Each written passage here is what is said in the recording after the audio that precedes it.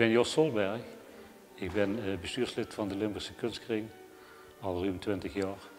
En we hebben al dikker in de Terpkerkse geëxposeerd, het is niet de eerste keer. En het is voor ons immer een plezier weer om deze prachtige ruimte een tentoonstelling in te richten. In dit geval is het een deelgroep van de Kunstkring, want we hebben 32 leden. En hier zijn er 8 die tentoonstellen en daarvan zijn er nog 3 uit België.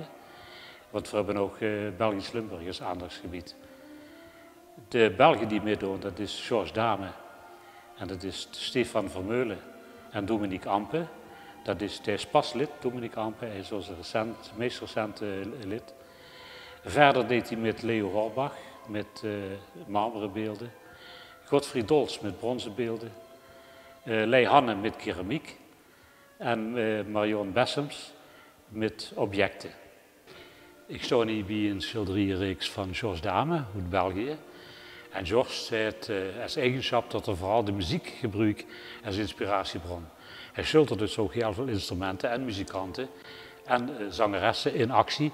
Dat is zijn inspiratiebron, vooral de klassieke muziek, hoe zijn schilderijen eigenlijk op gebaseerd zijn. Nou, bij Godfried Dolz, hoe ik nu sta, is natuurlijk direct duidelijk wat zijn inspiratiebron is. En dat is de vrouw. En de vrouw als persoon, maar natuurlijk ook als muze, als mythologische muze, die er op een prachtige manier werd uit te beelden. En een koninklijk glansje geeft met goud, wat de dekzet effect nog verhoogt. Hij is geweldig in het weergeven van het vrouwelijk lichaam.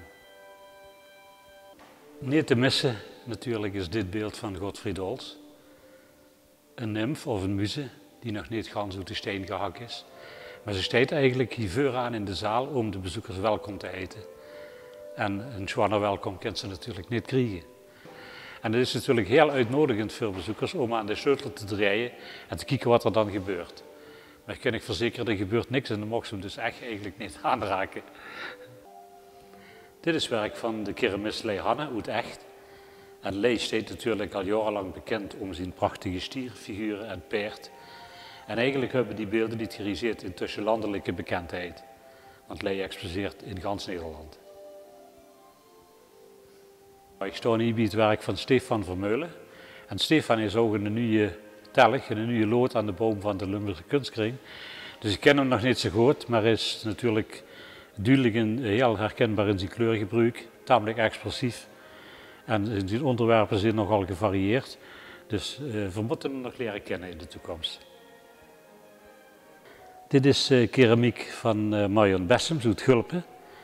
En Marion verbaast zich over het gedrag van Lu, dat zit hier duidelijk in zijn werk. Een beetje komische vorm van weergeven wie Lu met elkaar omgaan en elkaar in de oren schrijven. En het is een heel mooi gebruik ook in de kleur. Prachtig werk. Je ziet hier zelfs het ijzerwerk. Heel origineel met een stil op de bank en een schemerlamp erachter. En dat is typisch Marion Bessems met een kwinkslaag keramiek.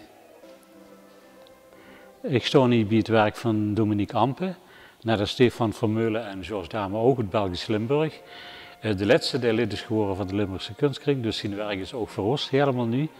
Het is een enigszins filosofisch en verhalend werk.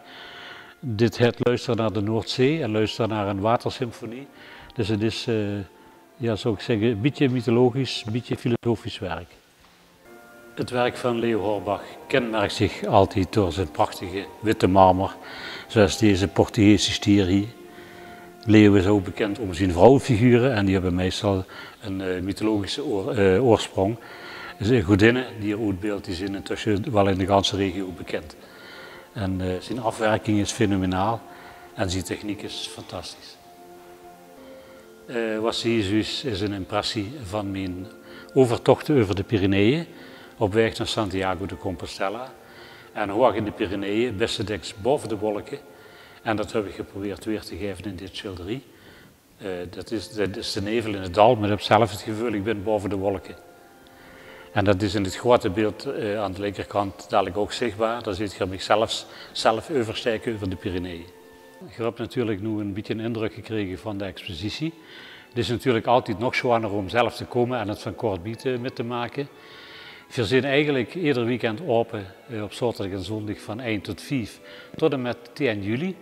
En 10 juli sluiten we dat af met een prachtige middag met het fluitquintet Sfiria, die een concert geven in de expositie. Dus dat is zeker de moeite waard op 10 juli om dan nog een keer terug te komen.